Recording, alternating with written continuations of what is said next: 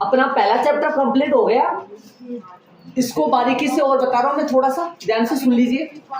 देखो ध्यान, शुरुआत है बहुपद पोलिनोमाइल से, बीजीय व्यंजक से। नाम तो इसका क्या है, बहुपद, लेकिन मैं स्टार्ट कहां से कर रहा हूं, बीजीय व्यंजक बनता है चर और अचर से।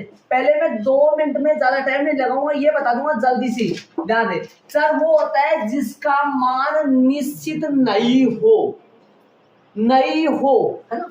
जैसे इंग्लिश का x है, y है, t है, w है। एक बात सुनो, ज्यादातर आप ये समझ रहे होंगे सर कैपिटल क्यों नहीं आता है। कैपिटल में चर नहीं लिया जाता है, स्मॉल में ही लेते हैं, मतलब दूसरी एबीसीडी के लेते हैं, कैपिटल में नहीं लेते हैं। समझ रहे हो आप। ये सारे चर होते हैं जिनके मान निश्चित नहीं हो, है ना। अचर ये होता है जिनका मान निश्चित हो, जैसे मान लो 4 है, 3 है, 100 है, 150 है। गणित के जो संख्या चलती है वो सारी किन में आती है, अचर में। ऐसी राशियां जिनका मान क्या हो, निश्चित हो, है ना, निश्चित हो, वो कौन होती है, अचर। अब बताओ, चर और अचरों के संयोग किनका करेंगे। संयोग का मतलब होता है, मतलब साथ देना, मिलन होना। किनसे होता है, जोड़ बाकी गुणा है, भाग से बीजीय व्यंजक बनता है। ये 3 अक्ष बीजीय व्यंजक है, ये भी बीजीय व्यंजक है, ये भी बीजीय व्यंजक है, ये सारे बीजीय व्यंजक होता है। जैसे मान लो कोई आपसे पूछे 3 बीजीय व्यंजक है जी, 3 बीजीय व्यंजक का 3 को ऐसा लिख सकता हूं, 3 को ऐसा लिख सकता हूं, तो 1 की जगह x की पावर 0 लगा सकता हूं, इसकी जगह 3, बोलो 3 को घुमा फिरा के यू लिख सकता हूं, क्या लिख सकता हूं, 3 की जगह क्या लिख सकता हूं, 3 इंटू x की पावर है 0, या 3 इंटू y की पावर है 0, या 3 इंटू t की पावर है, कुछ भी लिख सकते हो। तो यह 3 भी एक प्रकार का बीजीय व्यंजक है, ठीक है। तो 3y² प्लस में 2y प्लस में 4, ये भी बीजीय व्यंजक है।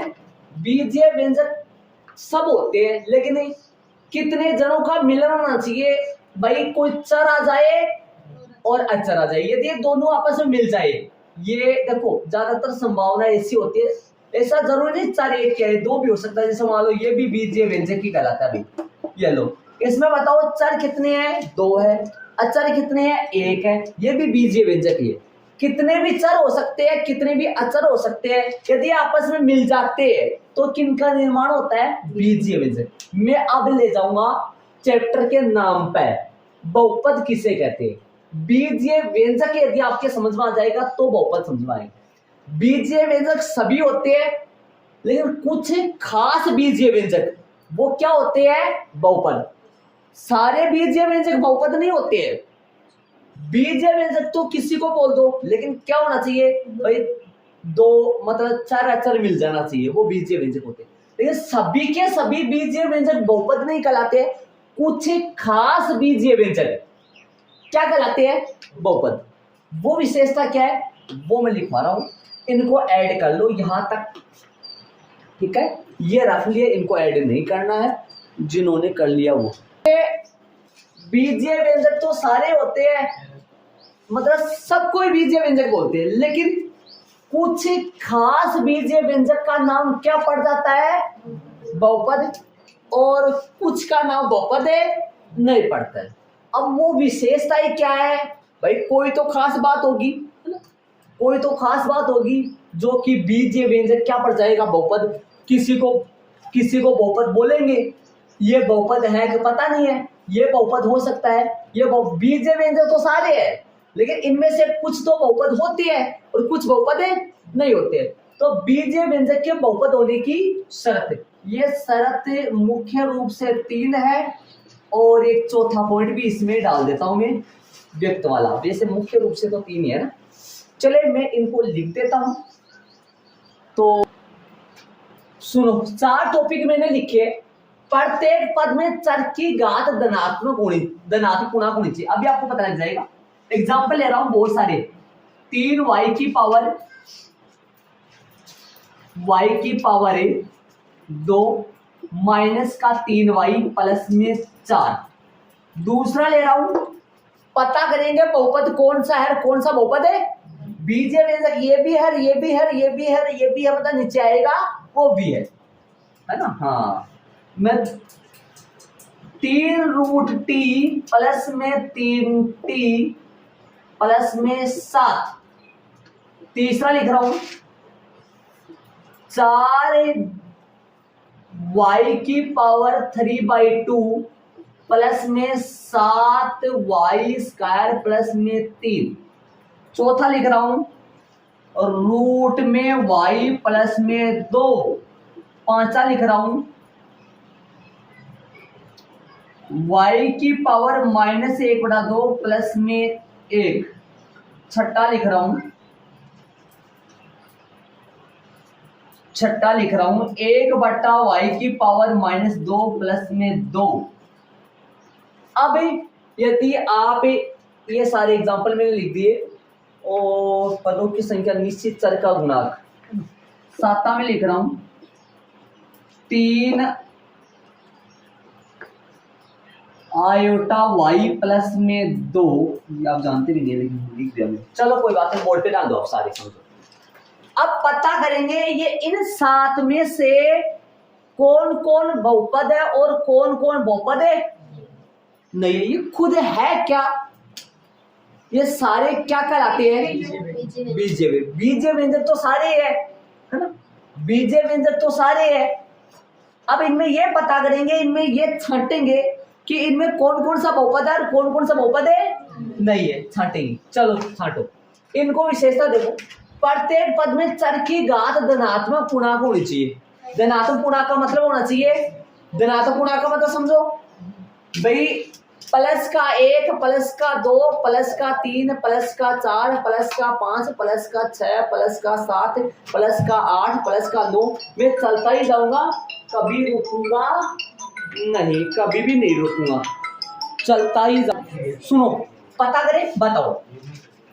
तो इसकी जांच करें पहले, शर्त को, इनको विशेषताओं को देखते हुए करेगी। चलो, पहली शर्त क्या है, चर की प्रत्येक पद में, पहले तो ऐसे देखो पद कितने हैं, 1 2 3, त्रिपद है। कितने पद है, त्रिपद है। तो प्रत्येक पद में चर की घात कैसी होनी चाहिए, धनात्मक पूर्णांक होनी चाहिए। ठीक है, प्रत्येक पद में 1 2 3, प्रत्येक पद में चर की घात कैसी होनी चाहिए, धनात्मक पूर्णांक होनी चाहिए। तो इसमें एक पद, दो पद, इसमें चर है, पहले इसमें चर है क्या पता करो।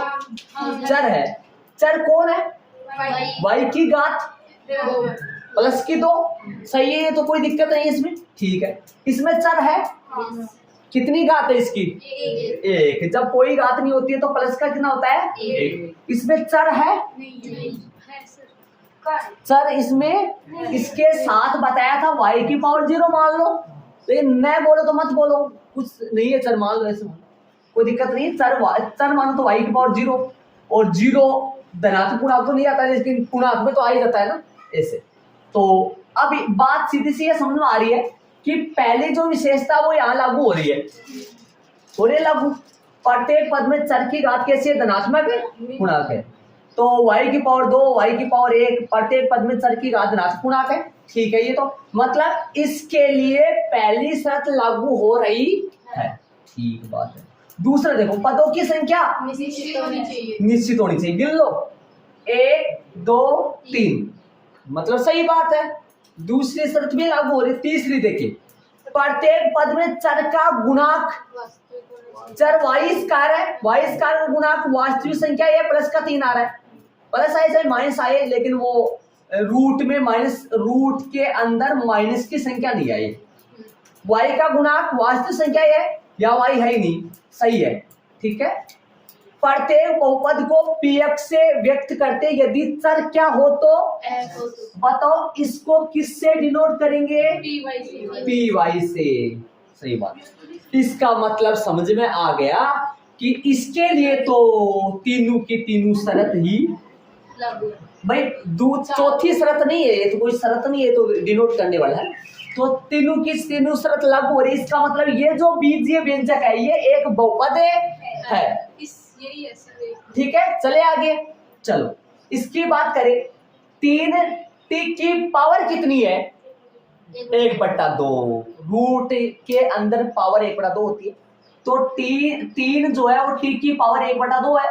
इसका मतलब यहाँ धनात्मक पूर्णांक नहीं है ना, धनात्मक तो हो गए, पूर्णांक नहीं से, तो t की पावर मतलब एक प्रकार का पूर्णांक नहीं है। कितनी है? एक बार अलग लिख दूं, इसको लिख सकता हूँ 3t की पावर कितनी लिखूंगा? 1/2 प्लस में 3t प्लस में 7। बोलो t की पावर बोलो पूर्णांक में आ रही है क्या? इसमें तो सही है, पहली शर्त तो है, पहली शर्त नहीं सॉरी दूसरी तीसरी तो है, पहली शर्त लागू नहीं हो रही, मतलब चर की घात कैसी नहीं है? पदों की संख्या भी सही है, प्रत्येक पद में चर का गुणांक एक वास्तविक संख्या है। देखो वास्तविक संख्या हो रहा है, सही बात है। चलो अब आगे इसमें बताओ, ये बोलो दूसरा क्या है? बहुपद है कि नहीं है? नहीं है। ये बीजीय व्यंजक तो है लेकिन ये बहुपद है नहीं है। तीसरा देखें, ये भी नहीं, साफ नजर आ रहा है। ठीक है, मतलब y की पावर 3 आ जाती चलता, प्लस का 2 आता चलता, 4 5 कितनी पावर हो सकती है, लेकिन बट्टा में, बट्टा वाला क्या नहीं बोलते हैं?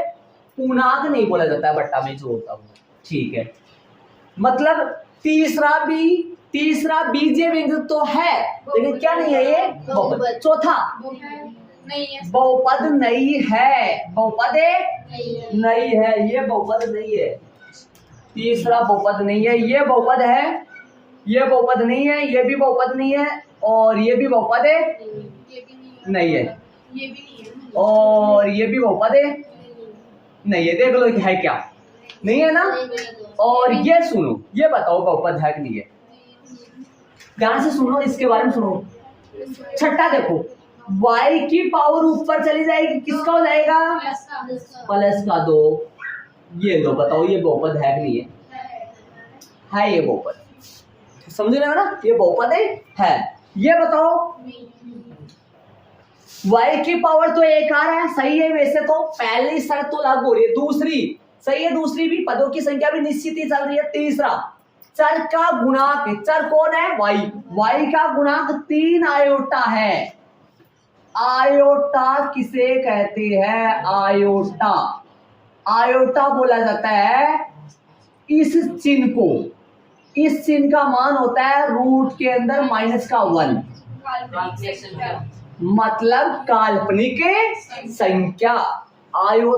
ये था नहीं भाई, आयोटा है ना, ये से क्या बोलते हैं? यज्ञा, आयोटा है ना। तो बताओ ये इसका मतलब कितना हो गया?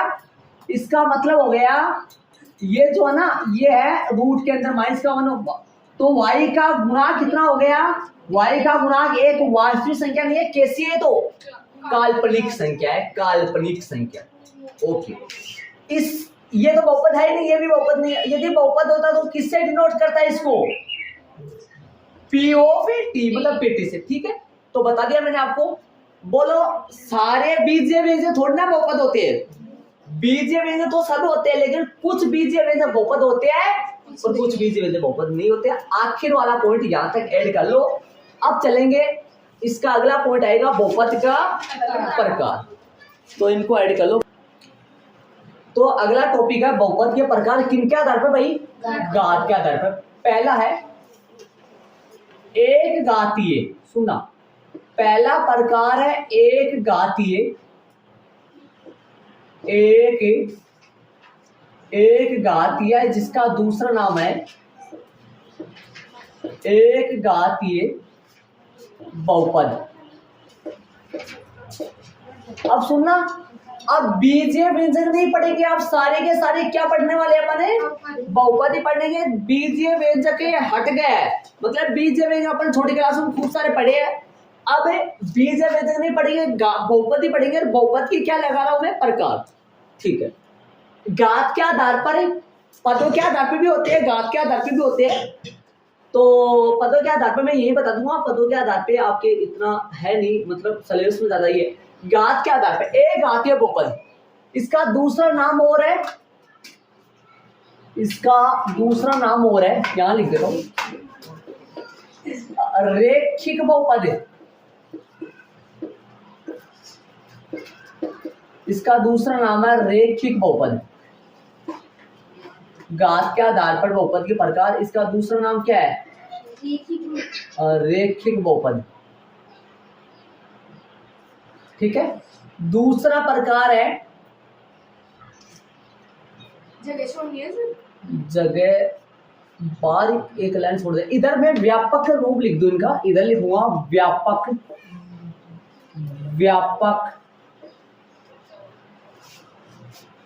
रूप, या इस चीज को अपन मानक रूप भी बोलते हैं, मानक रूप, व्यापक रूप या मानक रूप। इसके जस्ट नीचे लिखना है इस तरह। अब इसका व्यापक रूप एक घातीय बहुपद या रेखिक बहुपद का मानक रूप जो होता है वो होता है ax प्लस में b, ax प्लस में b। एग्जाम्पल के तौर पे ले बहुत सारे एग्जाम्पल ले, यहाँ पे लिख देता हूं मैं उदाहरण, खूब सारे उदाहरण लेते हैं। जैसे 3x प्लस में 2, बताओ एक का मान कितना है? स्मॉल ए का मान कितना है? 3। स्मॉल बी का मान कितना है? 2। और ये ए घातीय बहुपद है, जी ए घातीय बहुपद है। मतलब घात कितनी इसमें अधिकतम चर की? 1। कौन सा चर चल रहा है? अक्ष। अक्ष की घात कितनी चल रही है? 1 चल रही है। ठीक है। और एग्जांपल ले जरा, 4y माइनस में 3, ये बताओ क्या ये भी एक घातीय बहुपद है? हाँ, एक घातीय बहुपद ही।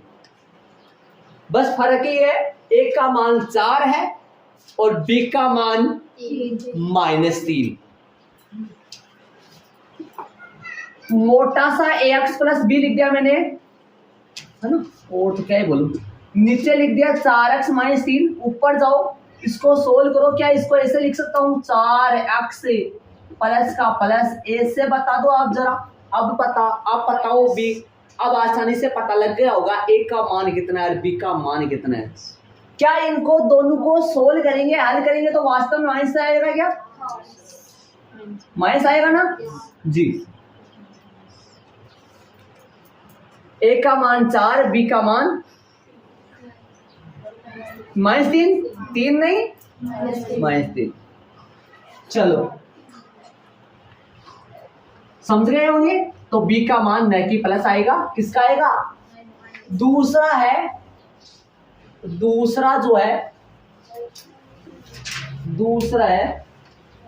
एक घातीय बहुपद हो गया, दूसरा द्विघातीय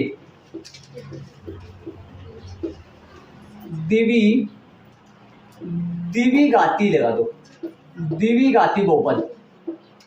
इसका दूसरा कोई नाम नहीं है, इसका दूसरा कोई भी नाम नहीं है। ठीक है। और पद की बात करें तो कितने पद है? एक घातीय द्विपद। एक घातीय द्विपद। द्विपद कैसे? एक पद, दो पद। इसमें कितने पद है? ऐसे y को आप कहोगे सर 4y भी तो 3 पद हो गए ना। 1 2 ना, ऐसा नहीं गिनेंगे, मतलब प्लस माइनस देखा जाता है ना। तो एक पद या दूसरा पद या कितने पद हो गए? 2। तो क्या बोलोगे इसको? एक घातीय द्विपद। इसको क्या बोलोगे? एक घातीय द्विपद। द्विपद मतलब 2 पद चल रहे। उधर आओ, द्विघाती बहुपद।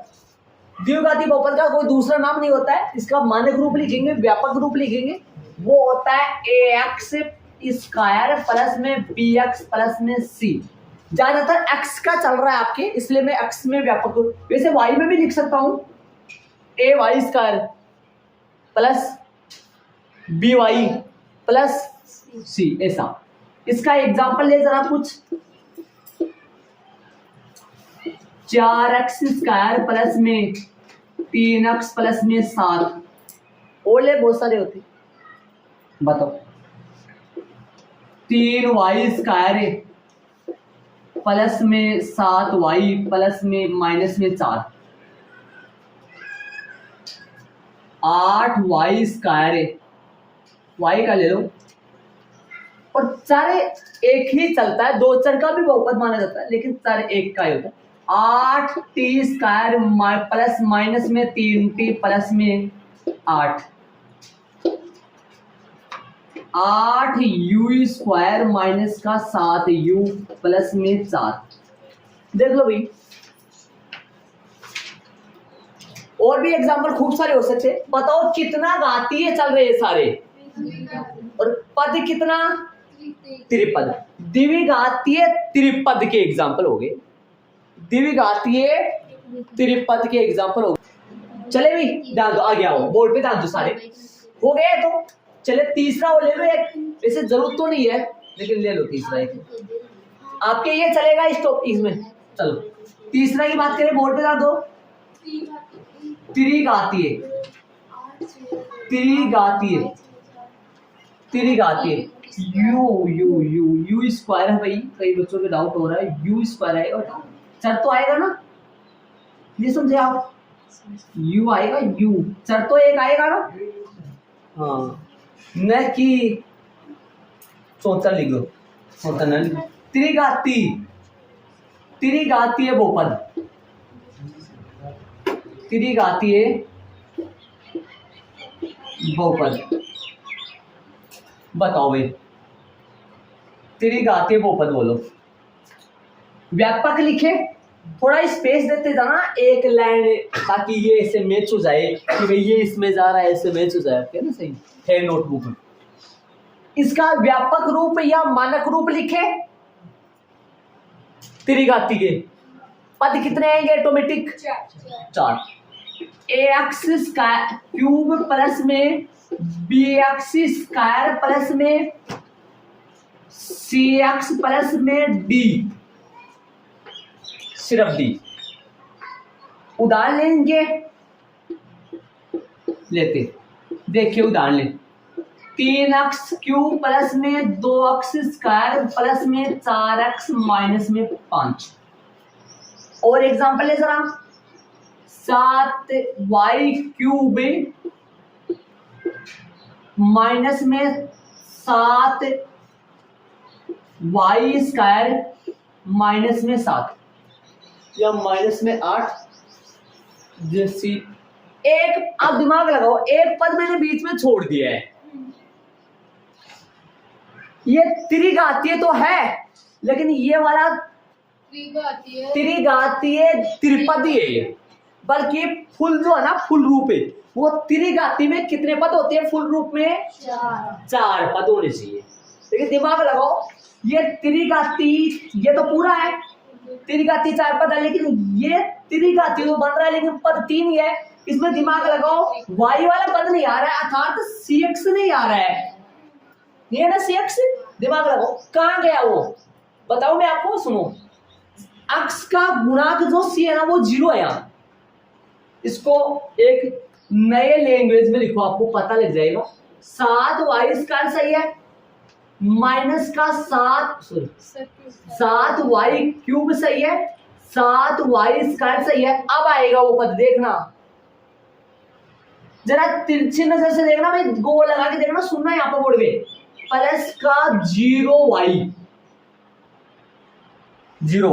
और प्लस माइनस का 7। अब बताओ बीच में मैंने किसको डाल दिया, क्या इसको डालना जरूरी होता है क्या, मतलब डाले या फिर नहीं डाले कोई दिक्कत नहीं है ना जी, इसलिए बोल रहा हूं। तो ये लिखे या ना लिखे कोई दिक्कत है नहीं है। समझ गए आप क्या कर रहा हूं, बोलो। मैंने झूठ मूठ में पद कितने बना दिए, 4। वैसे हकीकत में देखा जाए तो पद कितने हैं, तो 3। क्यों ऐसा किस लिए हुआ, y का गुणांक क्या हो गया, 0। क्या y² का गुणांक भी 0 हो सकता था क्या, जी हो सकता है, लेकिन यदि त्रिपद बोलोगे तो ये कभी 0 नहीं बनना चाहिए। और यदि ये 0 बन गया तो ये त्रिपद रहेगा ही नहीं, फिर तो द्विपद ही रहेगा ही। ऐसा फिर तो किस में चला जाएगा, उठ का है ऊपर वाले में चला जाएगा, राइट बात है ना जी। तो समझ गए होंगे, खूब सारे एग्जांपल ले सकते हैं अपन, लेकिन आपके सिलेबस में अपन एक्सरसाइज 2.1 में तो कुछ नहीं पढ़ेंगे, 2.1 का तो मान लो ऐसा ही है, ऐसा नॉर्मल है, 2 मिनट में हो जाएगी। 2.2 में अपन यही पढ़ने वाले हैं, पूरा किसी पे फोकस करने वाले अपन, न तो एक आती पढ़ेंगे न त्रिघातीय पढ़ेंगे, सिर्फ अपन कौन सा पढ़ेंगे, द्विघात। इसी चैप्टर में अपन इसी के बारे में पढ़ेंगे, पूरा यही पढ़ेंगे अपन। इसके सुनेक कैसे निकालते हैं, सुनेका की सत्यता की जांच कैसे करनी है, वो ही पढ़ेंगे। तो अपन यहां लिख दो नॉट जी नोट इस चैप्टर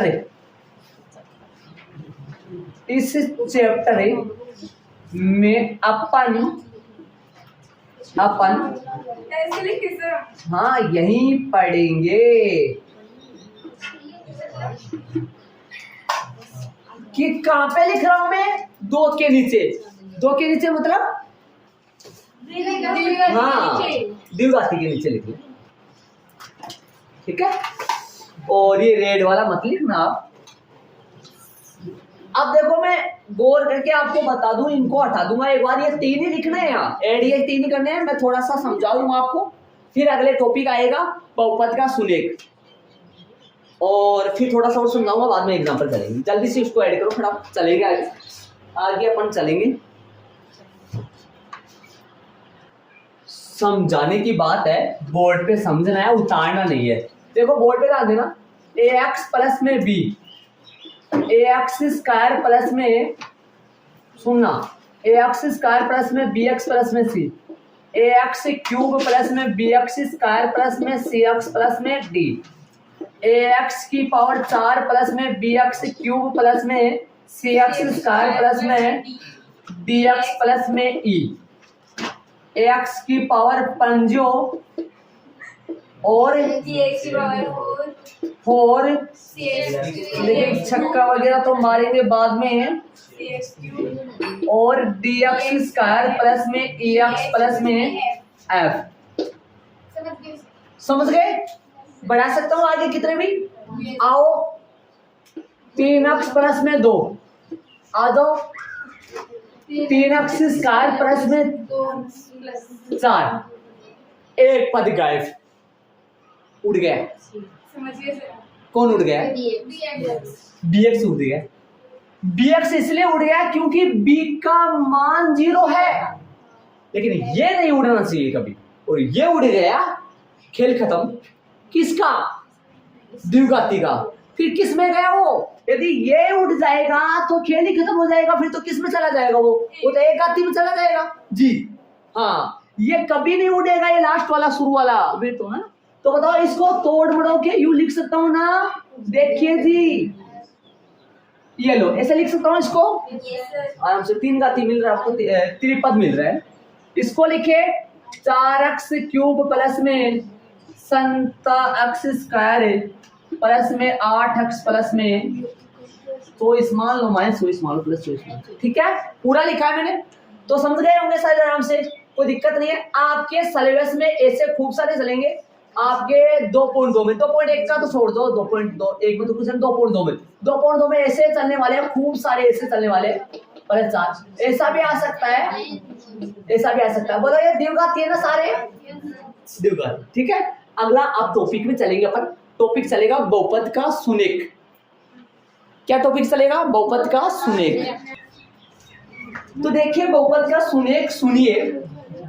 बहुपद में स्थित, सुनिए, बहुपद में स्थित चर का ऐसा मान, क्या कर रहे, मेरे से नहीं समझ आया। बहुपद में स्थित चर का ऐसा मान, चर का मान, हाँ चर कौन? बहुपद में ये होता है चर जिससे बहुपद का मान क्या बन जाए, वह चर का मान ही बहुपद का सुनेक कहलाता है। जैसे एग्जाम्पल के तौर पे अपन ले, जैसे एक आती है, ले रहा हूं 4t प्लस में 4, ये बहुपद है।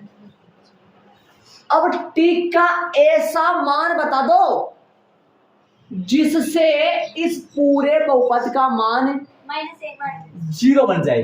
इसको बोलोगे पीटी बराबर 4t प्लस में 4। पीटी बराबर 4t माइनस इसको बोलोगे क्या बोलोगे, इसका नाम पीटी बराबर 4t प्लस में 4। अब सुनना, सुने कैसे निकालते हैं, पूरे बहुपद के बराबर 0 रख दो। ऐसा बताओ टी का कैसा मान खोजना है आपका, टी का मान जो आएगा उसको क्या बोलोगे, बहुपद का शून्य। वो इस पूरे बहुपद को क्या बना देगा, शून्य। टी का ऐसा मान खोज रहे हो जो इस पूरे को क्या बना दे, 0 बना दे, शून्य बना दे। राइट बात है। तो इसका मान पूरे का क्या बना दो, मान लो 0 बना है ना, इसका पूरे का मान 0। राइट बात है। तो चले अभी जाएगा, बताओ यदि 4t प्लस में 4 बराबर में क्या हो तो मतलब ऐसा बताओ, ऐसा टी का मान खोज रहे हो ताकि इस पूरा जो मसाला है ना ये पूरा क्या बन जाए, 0। आ जाओ 4t है, 4 उधर गया, t बराबर -4/4 कट जाएगा, पिट जाएगा, मर जाएगा और t का मान -1 आ जाएगा। बोलो ऐसा t का मान बताओ, बहुपद में स्थित चर कौन चल रहा है, t का ऐसा मान बताओ जिससे बहुपद का मान 0 बन जाए। देखो आपका बहुपद कौन सा चल रहा था, बहुपद चल रहा था pt बराबर क्या चल रहा था, 4t प्लस में 4। ऐसा t का मान बताओ जो इसको 0 बना दे। t बराबर क्या रख दो, -1। -1 रखोगे तो 0 बनेगा क्या, पक्का। रखो -1, यहाँ देखो -1 रखो, 4 गुना में t की जगह +4। बोलो p इंटू -1 कितना आएगा, -4 प्लस में 0। बोलो p -1 कितना आएगा, p -1 का मान कितना आया, 0। यहाँ t बराबर है, t बराबर कौन है, -1 है। इस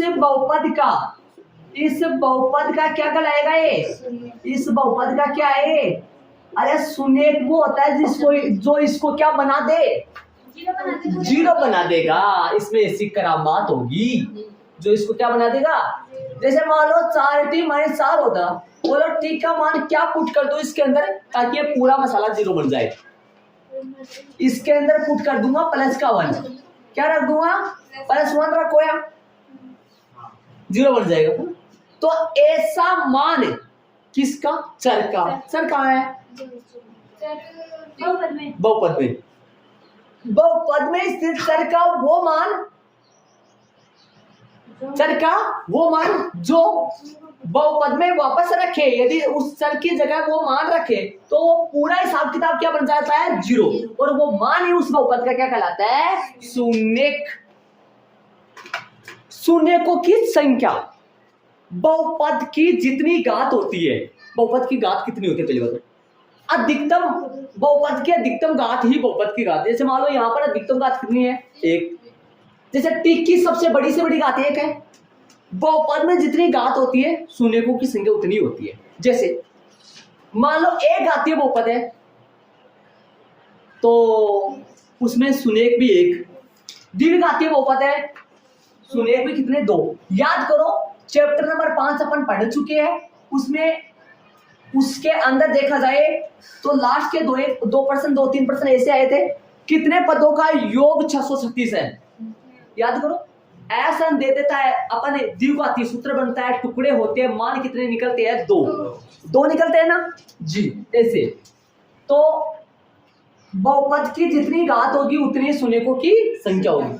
बहुपद की घात के बराबर, बहुपद की घात के बराबर, बहुपद की घात के बराबर, बहुपद की घात के बराबर बहुपद में शून्यकों की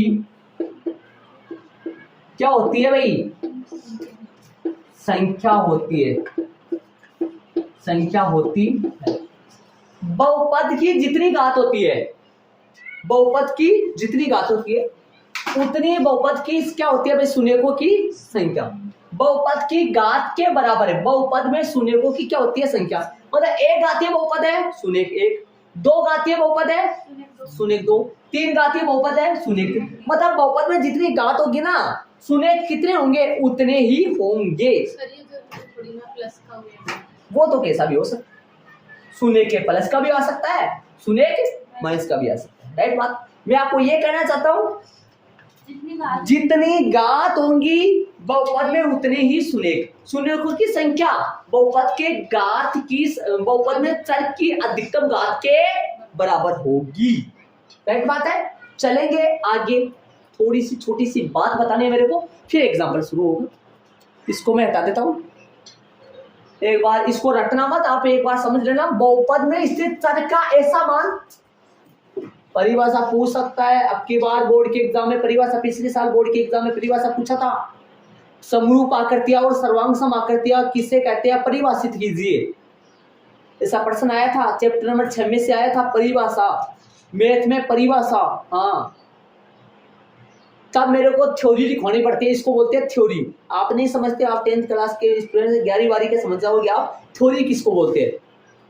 थ्योरी का मतलब होता है, मतलब बेसिक जानकारी समझ लो, उसके अंदर का पूरा उसके अंदर का निचोड़ निकाल के वो लिखवाना है ना। हाँ, उसको बोलते हैं। आगे वाली क्लासों में जाओगे समझोगे चीजों को, वरना। हाँ भाई, चलो भाई, प्रश्न नंबर पहला,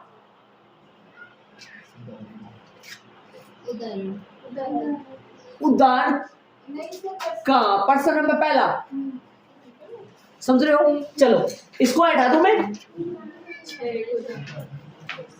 नहीं। हाँ, तो मैं ये कह रहा हूं, ये बातें जब नहीं सीखते हैं तो आगे समझ में नहीं आता है। इन्हीं बातों से बीच में यदि ये बातें पूरी समझ लेते हैं, बीच में ट्यूशन उड़ते हैं इनसे। और अब की बात तो सिलेबस कम होने का मतलब समझ जाओ आप। हाँ, खुश होने की जरूरत नहीं है, सिलेबस कम होने का मतलब बहुत कुछ नुकसान है।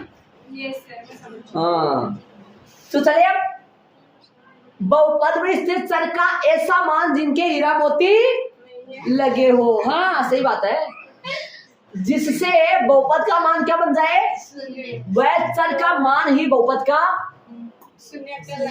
शून्य कहलाता है। चले भाई, इसको हटा देता हूं मैं यहां से। चल सुनिए इनके बारे में सारा एक बार, फिर अपने एग्जाम्पल में चलेंगे। इसके बाद इनके बारे में सुन लो, एग्जाम्पल आपके बहुत इजी लगेगी। फिर आपको मेरी बात सुनना, ध्यान से सुन लो इसके बारे में। देखिए, इसका नाम आप जानते हैं क्या है, अक्ष बोलते हैं इस पर, क्षैतिज अक्ष या एक्स अक्ष, है ना, ध्यान रहे। इसका नाम वाई अक्ष होता है, ऊर्ध्वाधर अक्ष बोलते हैं। ठीक है, अब बोर्ड पे ध्यान दो, ध्यान से सुनना। यदि मैं आपको ऐसे बोलूं कि जैसे मान लो एक समय ले रहा हूं मैं, 3 अक्ष प्लस में 3 है, ये बहुपद है। इसका शून्य निकाले जरा, अपन याद करो, शून्य निकाले इसका। 3 अक्ष बराबर शून्य निकालते वक्त पूरे बहुपद के बराबर 0 रख दो, क्योंकि अक्ष का मान ऐसा निकालेंगे, अक्ष का मान ऐसा निकालेंगे, अक्ष का मान ऐसा निकालेंगे, ऐसा निकालेंगे, ताकि ये पूरा मसाला 0 बन जाए। तो इसकी पूरी के बराबर क्या टेक दो, 0। यहां से निकालो अक्ष का मान, 3 अक्ष बराबर -3 -3, अक्ष का मान कितना आएगा, अक्ष का मान आएगा -1। राइट बात है, समझ गए होंगे शायद, बताओ। -3/3 कट जाएगा, करण है, और -1 आ जाएगा। राइट बात है। अब आओ इधर आओ, बोर्ड पे -1 की रेखा, -1 कहाँ है जी, बताओ। अक्ष का मान -1 कहाँ है, बोर्ड पे बताओ। इसमें बताओ, पहले वाले में अक्ष का मान -1 कहाँ है, यहाँ पे आएगा जरा। ये रेखा है, ये रेखा है, ये वाली, ये जो रेखा है ना, ये रेखा है ना, इस रेखा का जो समीकरण है ना, वो ये बनेगा 3 अक्ष प्लस में 3। सुनो ध्यान से, इस रेखा का समीकरण ये बनेगा 3 अक्ष, कौन सा बनेगा, 3 अक्ष प्लस 3। अब बोर्ड पे ध्यान देना, एक तो यहाँ पर ऐसा बताओ, इस बिंदु का निर्देशांक बता सकते हो मेरे को, इस बिंदु का निर्देशांक बताओ जरा, गौर करके बताना। इस बिंदु का निर्देशांक है x का मान -1, y का मान 0। बोलो सही बात है क्या, बोलो। ये बहुपद का जो ग्राफ है, बहुपद की जो रेखा है, बहुपद का जो ग्राफ है, बहुपद की जो रेखा है, ये एक्स एक्स को कितने बिंदुओं पर काट रही है? सिर्फ एक बिंदु पर काट रही है, और काटने पर y का मान यहाँ पर कितना आया? 0। ये y का मान जान दो, ये y का मान इस पूरे का मान होता है। ऐसे बताओ, आपने x का मान कितना टेक का इसके अंदर? y का मान रिजल्ट कितना मिला? 0। ये ना 0, ये इस पूरे का मान के बराबर होता है। और x का मान क्या टेका आपने? -1। बोलो -1, 0 इस बिंदु आएगा, और बोलो y का मान 0 आया, इसका मतलब इस बहुपद का मान 0 आ रहा है। बहुपद का ग्राफ x को जितने बिंदुओं पर काट रहा है, सुनना ध्यान से, बहुपद का ग्राफ या बहुपद की रेखा या बहुपद की लाइन या बहुपद से जो रेखा बनी, वो x को जितने बिंदुओं पर काट रहा है, जहां पर x को काटेगा वहां पर y का मान वहां पर y का मान सदैव 0 होगा। दिमाग लगाओ। ऐसे बताओ, ये जो लाइन है, ये लाइन आप जानते हो कौन सी लाइन है? ये अक्ष। इस अक्ष के ऊपर कहीं पे बिंदु बताओ, ये बिंदु कौन है? 0 0। ये बिंदु कौन है? जरा बात करो। 1 0। ये बिंदु कौन है? ये बिंदु कौन है? ये बिंदु कौन है? माइनस का 2 0 बोल दो। ये 0 0 आ रहा है ना, किसका मान? तो बताओ, इस अक्ष के ऊपर, अक्ष के प्रत्येक लाइन के ऊपर y का मान कितना आ रहा है? जो कि बहुपद का मान ही है 0, जो कि बहुपद का क्या है? मान। और जो अक्ष का मान आ रहा है वो वहां पर क्या कहलाता है? शून्यक। किसका? उसी बहुपद का। जैसे मान लो मैं ऐसे रेखा खींच दूं, ये लो यही रेखा, ये रेखा है ना, इस रेखा का समीकरण है, मान लो इस रेखा का समीकरण बता रहा हूं मैं आपको, x -2। ठीक है, अब बताओ इसका ये बिंदु पता है क्या आएगा? x का मान 2, y का मान 0। बताओ इसके अंदर 2 पुट करेंगे तो बोलो 0 बन जाएगा क्या? तो सारांश ये निकला, बहुपद का ग्राफ या बहुपद की रेखा x को जितने बिंदु पर काटे उतने उनके क्या होंगे? सुनेक। ये बताओ, ये एक आती तो है, एक आती है तो सुनेक कितने होते हैं आप जानते हैं? एक आती है, सुनेक कितने होते हैं? 1। अब देखो, अब आपको इसके बारे में बता तो नहीं पाऊंगा, लेकिन मान लो ये है ना, कितने जगह काट दिया? 3 जगह ना, 3 जगह काट दिया। दिमाग लगाने की कोशिश करना। अब मैं ऐसे नहीं बता रहा हूँ यही है, एडजस्ट नहीं बता, सेम नहीं बता रहा हूँ ये ग्राफ बनेगा, ये ग्राफ बनेगा, ये नहीं बता रहा हूँ मैं आपको, मैं समझाने की कोशिश कर रहा हूँ आपको। ध्यान से सुनिए, सारे बच्चे बोर्ड पे देखिए, ये लो 3 जगह काट रहे। अब है ना, आपको बनाने नहीं सीखा, आप आगे वाली क्लास में, बड़ी क्लास में जाओगे तो बनाओगे। इस बहुपद का ग्राफ ये बनेगा, इसको बोलते हैं रेखिक ग्राफ, नहीं है, इसको बोलते हैं वलयकार, इसको बोलते हैं वलयकार, वलयकार ग्राफ, वलय के आकार का, और उसको बोलते हैं रेखिक बहुपद। रेखिक मतलब रेखा में जा रहा है ना, इसका ग्राफ वलयकार, द्विघाती हो, त्रिघाती हो, 4 घाती हो, इनका वलयकार बनता है, बल्कि एक घाती का रेखिक बनता है। रेखिक का मतलब एक सीधा रेखा जाएगी। आपसे क्वेश्चन भी आ सकता है, छोटा क्वेश्चन भी आ सकता है, एक घातीय बहुपद का ग्राफ होता है, विकल्प दे देगा वलयकार, रेखिक, वर्ताकार, है ना, तो रेखिक। द्विघाती, त्रिघाती का ग्राफ बनता है वलयकार। वलयकार का मतलब ऐसे घूमता हुआ ऐसे।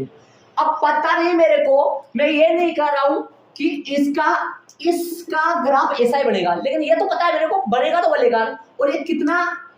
3x। इस बहुपद की घात कितनी है? बहुपद की घात क्या होती है? बहुपद में स्थित जो चर होता है, चर, उसकी जो अधिकतम घात होती है वही बहुपद की घात होती है। चर चल रहा है भाई x से, x की अधिकतम घात चल रही है 3, इसका मतलब हो गया इस बहुपद की घात होगी 3।